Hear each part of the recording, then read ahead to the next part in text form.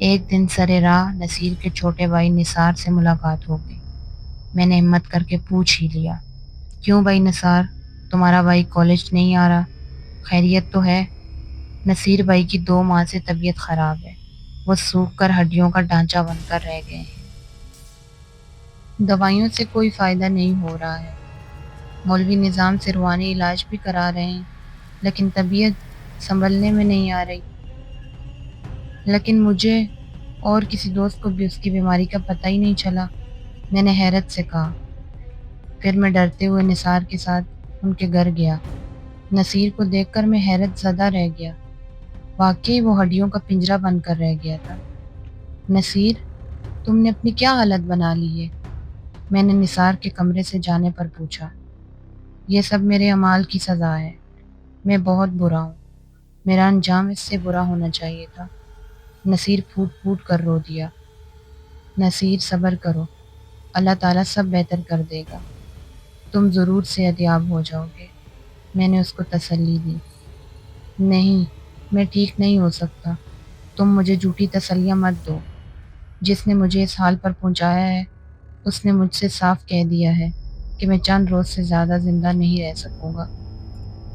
نصیر، تم کس طرح کی باتیں کر رہے ہو؟ میری کچھ سمجھ میں نہیں آ رہا، میں نے کہا۔ تم سننا چاہتے ہو تو سنو، شاید تمہیں یہ سب سنا کر میرے دل کا بوجھ ہلکا ہو جائے۔ نصیر نے میری طرف غور سے دیکھتے ہوئے کہا، تم مجھ سے کہتے تھے نا شریف اچھا لڑکا نہیں تھا، تمہارے منع کرنے کے باوجود میں اس سے ملاقات کرتا تھا۔ ایک رات وہ مجھے قبرستان لے گیا، میری سمجھ میں نہیں آیا کہ وہ مجھے کیوں قبرستان لے آیا ہے۔ رات کی تاریکی میں دور تک کوئی انسان نظر نہیں آ رہا تھا۔ ایک تازہ قبر کا ایک حصہ کھود کر وہ اندر چلا گیا۔ اسے قبر میں گھسے ابھی چند منٹ ہی گزرے تھے کہ مجھے سخت تشویش ہوئی کہ دیکھو وہ کیا کر رہا ہے۔ قبر کے اندر اس نے چھوٹی سی ٹارچ جلا کر رکھی ہوئی تھی۔ ہلکی روشنی سے قبر کے اندر کا منظر دکھائی دے رہا تھا۔ قبر میں ایک نوجوان لڑکی کی برہنہ لاش پڑی تھی۔ لڑکی کے کفن کو شریف نے پوٹلی بنا کر ایک طرف رکھ دیا تھا اور اب وہ لڑکی کی لاش کے اوپر جھکا ہوا تھا۔ اسے اس حالت میں دیکھ کر مجھے جھرجھری سی آ گئی کہ شریف اتنی گری ہوئی حرکت بھی کر سکتا ہے۔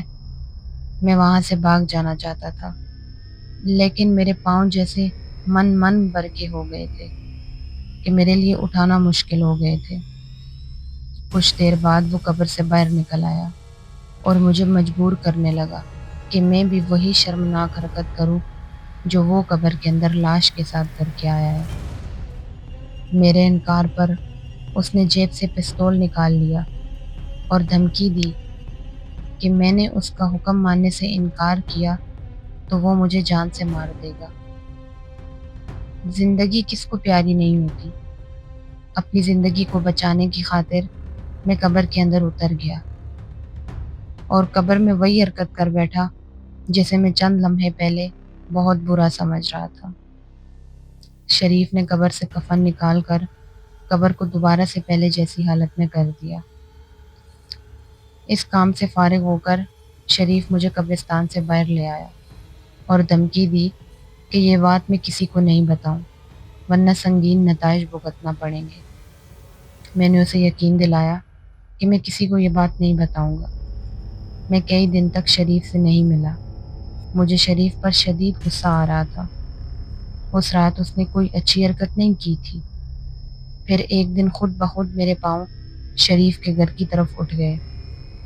شریف مجھے دیکھ کر بہت خوش ہوا اور رات ہو جانے پر قبرستان لے گیا۔ میں اس کے پیچھے ایسے چل پڑا جیسے اس کا غلام ہوں اور وہ میرا آقا ہے۔ اس رات شریف نے وہی رات والی حرکت کی اور قبر سے باہر آ گیا۔ میں اس کے اشارے کا منتظر تھا۔ اشارہ پاتے ہی میں قبر میں اتر گیا اور اپنے شیطانی عمل میں مصروف ہو گیا۔ اب ہم دونوں کی دوستی اور مضبوط ہو گئی۔ ہم ایک دوسرے کے رازدار بن چکے تھے۔ میرا حوصلہ بڑھ گیا تھا کہ جس رات شریف قبرستان نہیں جاتا میں اکیلا ہی چلا جاتا تھا۔ قبر سے جو کفن لاتا وہ ایک کفن بیچنے والے کو سستے داموں فروخت کر دیتا۔ ایک رات شریف کو دوسرے شہر جانا پڑ گیا۔ میں اکیلا ہی قبرستان چلا گیا اور ایک تازہ قبر کھود کر اندر اترا۔ عورت کا کفن اتار کر میں جیسے ہی اس کی جانب بڑھا، اچانک اس کی آنکھ کھل گئی اور اس کے منہ سے لمبے لمبے دانت باہر نکل آئے۔ میں گھبرا کر باہر نکلنے لگا، لیکن اس عورت نے میرا پاؤں پکڑ کر اندر کھینچ لیا۔ میں نے بہت کوشش کی قبر سے باہر نکل جاؤں، لیکن اس عورت نے مجھے اتنی سختی سے پکڑ لیا کہ میں خود کو چھڑا نہ سکا اور بے بس ہو کر رہ گیا۔ جاتا کہاں ہے شیطان؟ وہ عورت کہکا لگا کر بولی۔ مجھے معاف کر دو، میں نے التجا کی۔ میں تجھے نہیں چھوڑ سکتی، تو میری حد میں آ گیا ہے، تیری جان تو اب مر کر ہی چھوٹ سکتی ہے، وہ بولی۔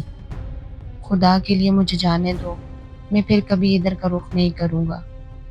یہ کسی صورت ممکن نہیں ہے۔ تیرے دادا کا نام وکیل احمد ہی ہے نا؟ ہاں، لیکن انہیں کیسے جانتی ہو تم؟ میں نے چونک کر پوچھا۔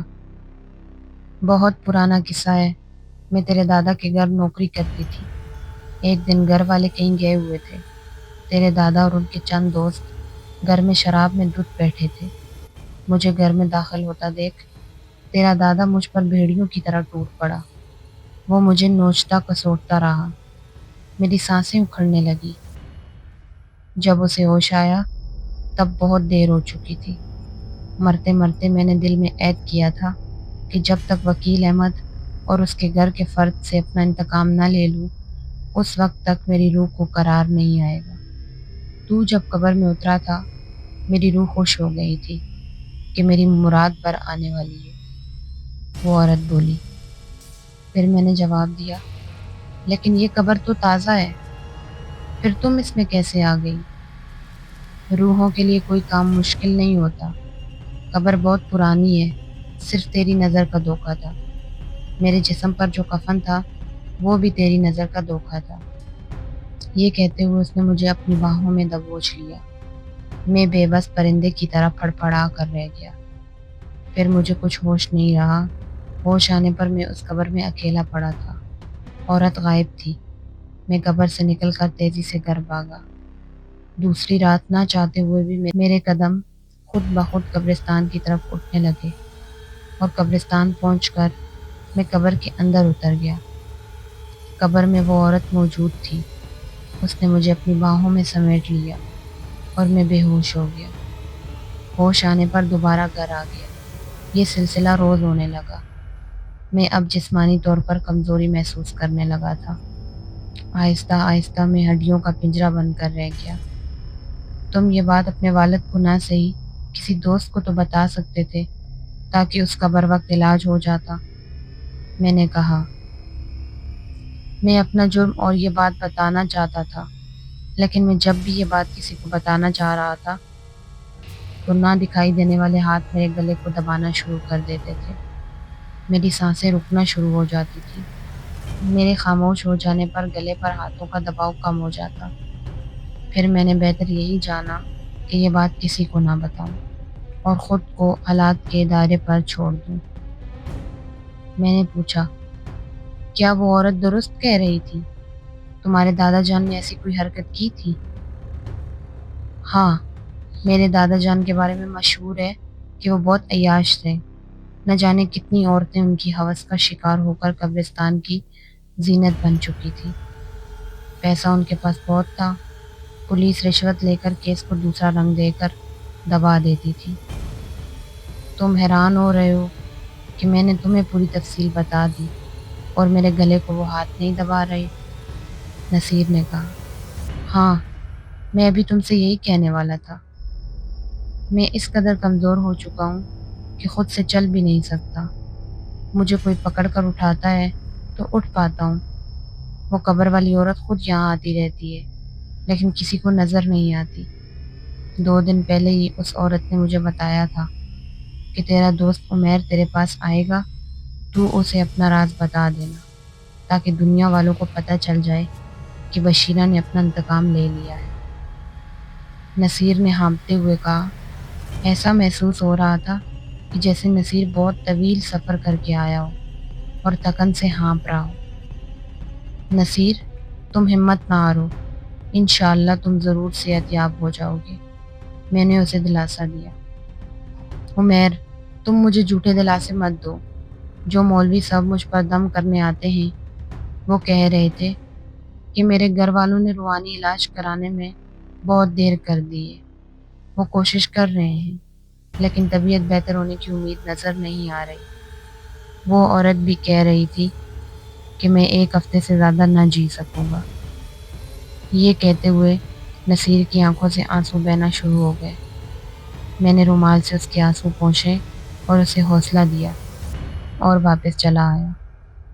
میں اس کے علاوہ اور کر بھی کیا کر سکتا تھا؟ نصیر سے ملاقات کا ابھی 1 ہفتہ بھی نہیں ہوا تھا کہ نصیر کے انتقال کی خبر مجھے مل گئی۔ بشیرہ نے اپنا انتقام لے لیا تھا اور نصیر کو بھی اپنے گناہوں فعل کی سزا مل چکی تھی۔ بقول بشیرہ کے انتقام لینے پر اس کی روح کو سکون آ جائے گا۔ ممکن ہے ایسا ہو جائے۔ ایسا ہونے پر نصیر کے خاندان کے لوگ اب محفوظ ہو جائیں گے۔ اگر بشیرہ کی روح کو چین نہ آیا تو پھر اس کے خاندان کے مزید لوگ بشیرہ کے انتقام کی بھینٹ چڑھ سکتے ہیں۔